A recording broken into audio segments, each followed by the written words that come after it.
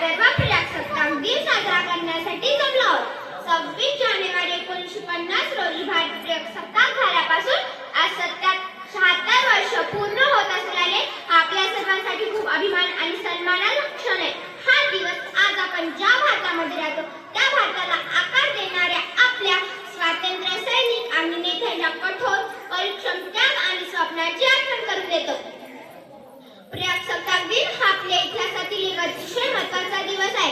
या दिवशी आपले संविधान अंमलात आले. संविधान हे नियमाचे एक मोठे पुस्तक आहे. ते आपल्याला आपला देश कसा चालवायचा हे सांगतो. ते आपल्याला भाषण, स्वातंत्र्य, शिक्षण आणि समानता यांसारखे अधिकार देते. परंतु आपण नागरिक असल्यामुळे आपल्या कर्तव्याची देखील आठवण करून देते.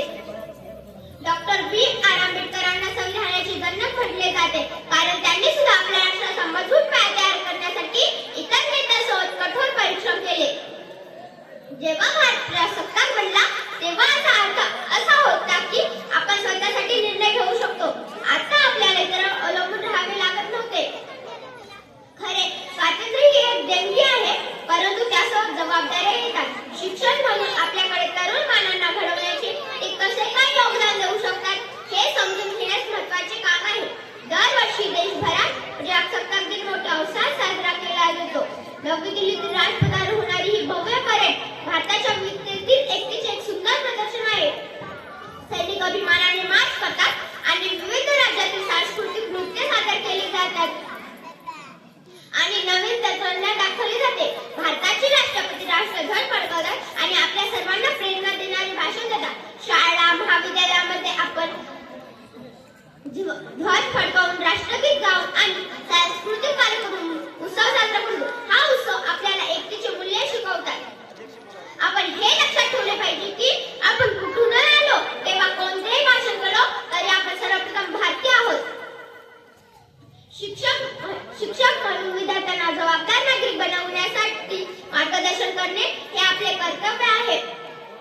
माझ्या प्रिय विद्यार्थी मित्रांनो, तुम्हीच भारताचे भविष्य आहात. तुम्ही मेहनत राहून दयाळू राहून तुम्ही आपला देश अधिक घडवून आणू शकता.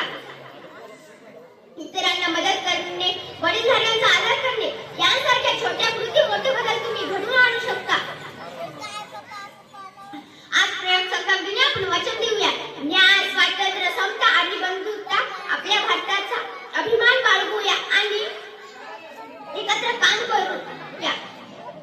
शेवटी मी असे म्हणेन की इच्छोत्तरी प्रजासत्ताक दिन हा केवळ एक सुट्टीचा दिवस नाही, तर आपल्या प्रयत्नाची आणि आपल्या जबाबदाऱ्यांची आठवण करून देतो. चला तर मग आपल्या ध्वजाचा, आपल्या संविधानाचा आणि आपल्या देशाचा आदर करूया.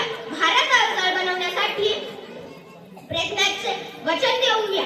धन्यवाद. भारत आजादी का जश्न मनाओ, ये शुभ दिन फिर से आया है. आजादी का जश्न मनाओ, ये शुभ दिन फिर से आया है.